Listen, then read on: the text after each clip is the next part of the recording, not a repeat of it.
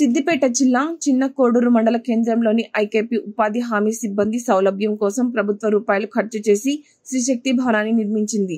సంబంధిత అధికారులు భవనాన్ని నిరుపయోగంలోకి తీసుకురాకపోవడంతో నిరుపయోగంగా మారింది. మండల కేంద్రంలో ఉపాధి హామీ పథకం నిధుల ద్వారా 25 లక్షలతో శ్రీశక్తి భవనాన్ని నిర్మించారు. 2013 సెప్టెంబర్ 2న భవనాన్ని ప్రారంభించారు. భవనాన్ని ప్రారంభించి 7 ఏళ్లు గడుస్తున్నా పట్టించుకుని అధికారులు వినియోగంలోకి తీసుకురాకపోవడం, భవనం చుట్టుపక్కల పిచ్చి మొక్కలతో గడ్డి పొదల్లో ఏవిగా పెరిగి చెత్తా చెదారం నిత్యం దర్శనమిస్తోంది.